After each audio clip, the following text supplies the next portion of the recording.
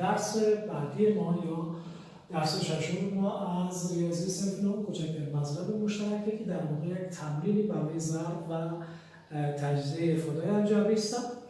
خب شما یادتون میاد که کوچکترین مضرب مشترک ما از چهار طریق میتونیم پیدا کنیم و از طریق تجزیه این رقمی پیدا میکنیم. اگه یادتون باشه او اعداد یا اعداد مختلف را تجزیه میکنیم و کوچکترین مضرب مشترک این رقمی پیدا میشد که عامل‌های مشترک با توان بزرگ میگرفتیم ضرب عامل‌های غیر مشترک میکنیم. پس عامل‌های مشترک با توان بزرگ ضرب عامل‌های غیر مشترک برابر میشد با کوچکترین مضرب مشترک که اگه یادتون باشه در اعداد این کار را انجام میدیم. اما میخوایم در افاده‌های الجبری هم از این استفاده کنیم، جایی که بخوایم افاده‌های الجبری رو جمع تفریق کنیم یا عملیات دیگر روش انجام بدیم، میتونیم که از این روش استفاده کنیم. هیچ فرقی نمیکنه، اونمون روش هست، یعنی اول باید تجزیه کنیم افاده‌ها را. وقتی افاده‌ها را تجزیه کنیم عامل‌های مشترک با توان کلان یا بزرگی در نظر میگیریم و عامل‌های غیر مشترک و حاصل ضرب از این برابر میشه با کوچکترین مضرب مشترک. خب پس در واقع کوچکترین مضرب مشترک برای که یادتون بیاد باز نشون میکنیم که کوچکترین مضرب مشترک کوچکترین مضرب مشترک از راه تجزیه برابر میشه با حاصل ضرب عامل‌های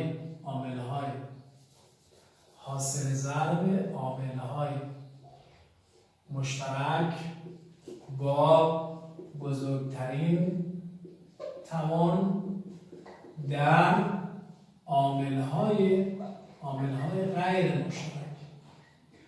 پس میل او افاده‌ها یا او اعداد تجزیه میکنیم، عامل‌های مشترکشون رو پیدا میکنیم، او عامل‌هایی که توان بزرگتر داشته باشه در عامل‌های غیر مشترک. فرض کنیم دو عدد باشه، عدد A عدد B.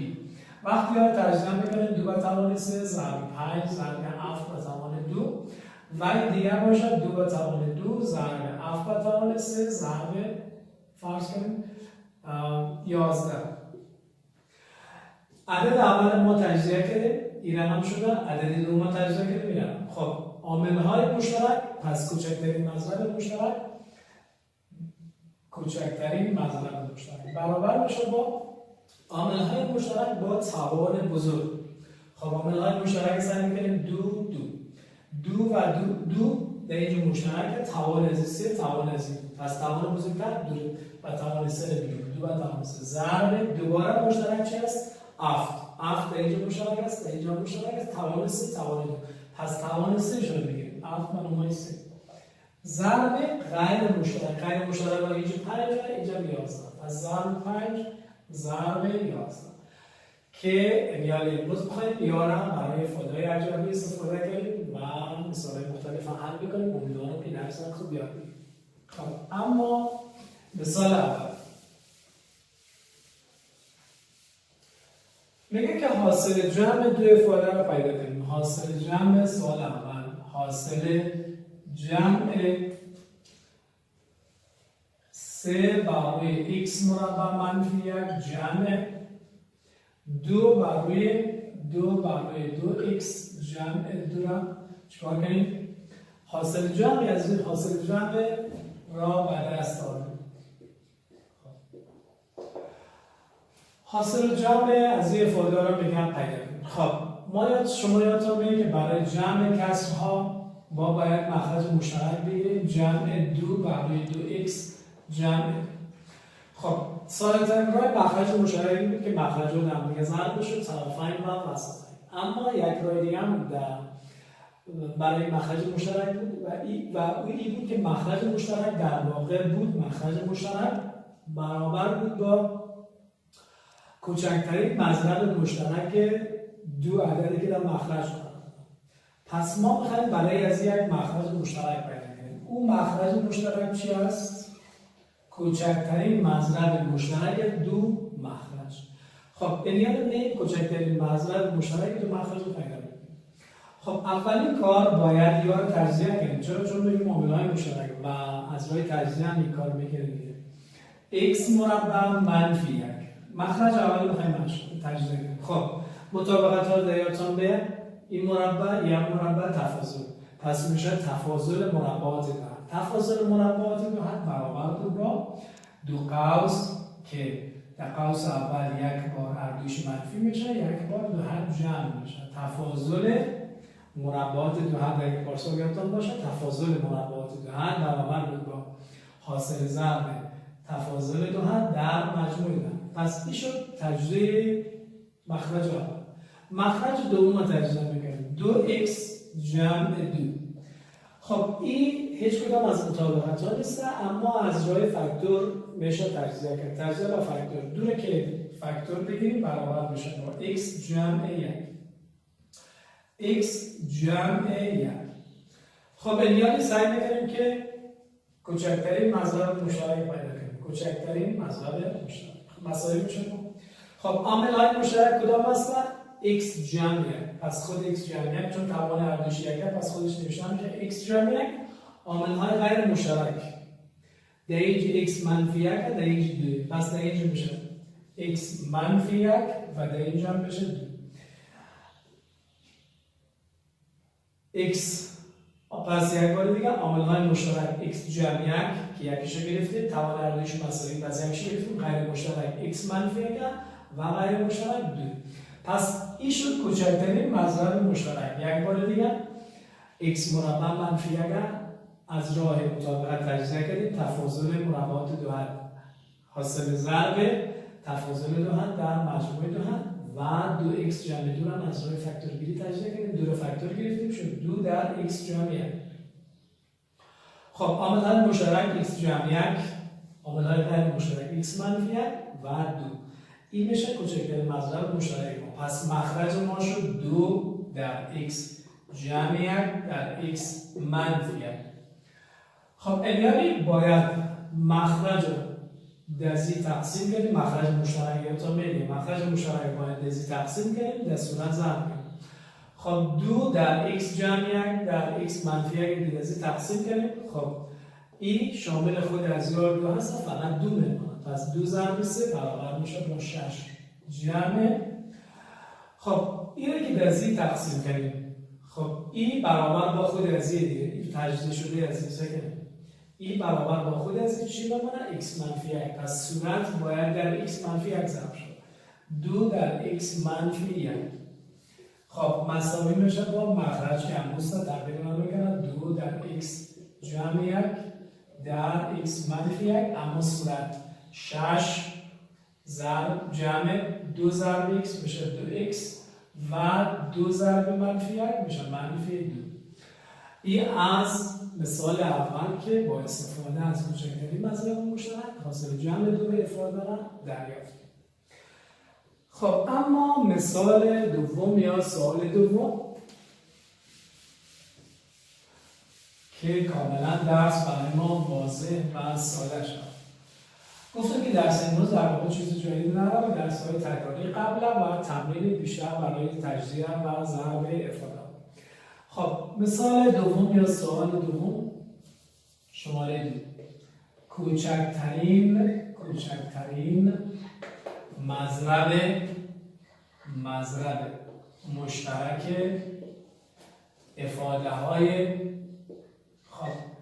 افاده های ما نیستن. x مربع منفی 1 و 2x جمع 2x جمع 2 و 4x مربع را گفته که کوچکترین مضرب مشترک افاده های x مربع منفی 1 2x مربع جمع 2 و 4x مربع را به دست آوریم. خب 3 دانه افاده برای ما دادن، ما میخوایم کوچکترین مضرب مشترک از این پیدا کنیم. خب یادتان میاد گفتیم که اولین کار برای پیدا کردن کوچکترین مضرب مشترک باید یا را تجزیه کنیم. خب شروع میکنیم x مربع منفی 1 2x جمع 2 و 4x مربع. خب این مثل سوال قبل هست، تفاضل مربعات دو حد. پس میشه x منفی 1 در x جمع 1. اگه مطابقت ها از پاسال خود درتان باشه. شماره شماره دوم از طریق مطابقت از طریق تجزیه و فاکتور انجام میدیم. فاکتور مشترک ما دوست دارم، پس 2 در قوس x جمعیه. وقتی در 2 تقسیم کردیم میمونه x، اینجا میمونه. و شماره آخر هم 2 4 میتونیم اشاره کنیم 2 و توان 2 و این هم x مربع. خب امیال میگیم که عامل‌های مشترک چی هستن، عامل‌های غیر مشترک چی هستن و فاصله ضرب از رو باید تعیین کنیم. خب کوچکترین مضرب مشترک. اول عاملی که در بین همه اجزا مشترک باشه وجود ندارد، اما بین اجزا دو عامل مشترک x جمعیه کرد که هر دوش توانش یک پس یکیش میگیریم فرق نمیکنه. و بین اجزا دو هم دویه که توان کدام بزرگتره؟ 2 و توان 2. پس 2 و توان 2 اما یا عامل‌های مشترک، اما عامل‌های غیر مشترک. عامل غیر مشترک از x منفی 1 x منفی 1 و عامل غیر مشترک اینجا x مربع x مربع. این میشه کوچکترین مضرب مشترک این سه هست که اگر بخوایم یک کمی مرتب‌تر داشته کنیم میتونیم داشته کنیم 2 و توان 2 x مربع در x جمع 1 در x منفی 1. این میشه کوچکترین مضرب مشترک این سه افاده الجبری ما. پس x مربع منفی 1 تجزیه کنیم مطابقت شد x منفی 1 در x جمع 1 2x جمع 2 در x جمع 1 و 4x مربع که خودش 2 و توان 2 و x مربع. بین اجزا دو عامل مشترک x جمع 1 گرفتیم، بین اجزا دو مشترک این توان بزرگتر رو گرفتیم و عامل‌های غیر مشترک x منفی 1 و x مربع که کوچکترین مضرب مشترک ما این میشه. خب این شاگردان عزیز دو مثال و مثال سوم می‌خوایم که باز مثال جدید حل کنیم و تا درس کاملا براتون واضح بشه. مثال سوم از مثال کتاب میتونیم حل کنیم. خب مثال سوم کوچکترین مضرب مشترک افاده‌های 0 به دست آورید. شماره 3 کوچکترین مضرب مشترک افاده‌های 0 را به دست آورید. خب اما افاده‌های ما چی هست؟ شماره اول 6x مربع منفی 6 8x مربع جمع 40x جمع 32 و افاده دیگه ما 4x مربع جمع 12x منفی 16. خب ما میخوایم کیارا رو تجزیه کنیم، یعنی کوچکترین مضرب مشترکشون رو پیدا کنیم. گفتیم که اولین راه یا اولین قدم یه هست که کیارا رو باید تجزیه کنیم. خب سه دانه افاده رو دانه نوشته میکنیم. شماره اول 6x مربع منفی 6، شماره دوم 8x مربع جمع 40x جمع 32، شماره بعدی 4x مربع جمع 12x منفی 16. خب افاده اولی که بخوایم تجزیه کنیم، خب از فاکتور گیری میتونیم تجزیه کنیم. عامل مشترک 6، پس 6 فاکتور میگیریم میشه x مربع منفی 1 x مربع منفی 1. یعنی خود x مربع منفی 1 هم قابل تجزیه است. پس این ما باید تجزیه کنیم. تجزیه کنیم میشه از تجزیه و فاکتور عامل مشترک 6 میکشیم بیرون میشه x مربع منفی 1. این یعنی خود x مربع منفی 1 هم یک مطابقت هست که تفاضل مربعات دو هستند و خودش قابل تجزیه. پس 6 در x منفی 1 در x جمع 1. این از تجزیه شماره اول. شماره دوم 8 40 32. سعی می‌کنیم که در تمام اجزا 8 مشترک دیگه به ذهن خود سعی می‌کنیم 8 مشترک. پس تجزیه و فاکتور می‌کنیم 8 تا عامل مشترک بیرون می‌کشیم میشه x مربع جمع 40 تقسیم 8 میشه 5x و 32 هم تقسیم 8 میشه 4. خب این یک قسمت اول تجزیه، اما باز که سعی کنیم میتونیم این افاده را تجزیه کنیم و میتونیم تجزیه از حد مشترک کنیم. باید دنبال دو عدد بگردیم که جمعشون 5 شود، حاصل ضربشون 4. خب معلومه دیگه دو عدد مثبت 1 و 4. 1 4 ضربشون و جمعشون 1 و 5 1 و 4 هم میشه 5. پس این هم تجزیه با مطابقت حد مشترک میکنیم یا حد مشترک. این که هست حاصل جمع دو عدد و این که هست حاصل ضرب دو عدد و ایک هم که حد مشترک ماست. دو قوس باز میشد، دو قوس که حاصل ضرب ما بینشون عامل مشترک x باشه رو نشون میکنیم. x یعنی x یعنی باید دو عدد پیدا کنیم. دو عدد باید پیدا کنیم یا به دست بریم که جمعشون 5 شود و حاصل ضربشون 4. خب وقتی جمعشون 5 شود از ذهن خود سه میکنیم 1 و 4. وقتی ضرب کنیم 1 4 هم میشه 4. پس جمع 1 جمع 4. این از تجزیه افاده دوم ما. اما افاده سوم هم باز هم میگه که عامل مشترک در بین همه از یا وجود داره 4. وقتی تجزیه کنیم عامل مشترک رو بکشیم تجزیه به فاکتور 4 میگیم بیرون میشه x مربع جمع 12 که در 4 تقسیم کنیم میشه 3x و 16 که البته منفیه منفی 16 و 16 که در 4 تقسیم کنیم برابر میشه با 4. yes. خب 4 بیرون مانده یعنی باز هم قسمت دوم یعنی قوس دوم قابل تجزیه و تجزیه و مطابقت ها تجزیه و مطابقت حد مشترک. پس 4 باز خودش بیرون میماند یعنی دو قوس باز میکنیم x عامل مشترک ما x سر خودش نشون میکنیم x یعنی x یعنی باید دو عدد پیدا کنیم که یکیش که حاصل جمعشون 3 شود و حاصل ضربشون منفی 4. چون حاصل ضرب منفیه پس حتما یکی از یا باید منفی باشه. فرق نمیکنه کدامش منفی باشه. یکیش حتما منفیه و یکی دیگهش مثبت. خب دو عدد که ضربشون منفی شود منفی 4 و جمعشون مثبت 3. خب میتونه مثبت 4 باشه و منفی 1. وقتی یا ضرب میکنه میشه منفی 4. وقتی جمع میکنه منفی 1 جمع مثبت 4 برابر میشه با مثبت 3.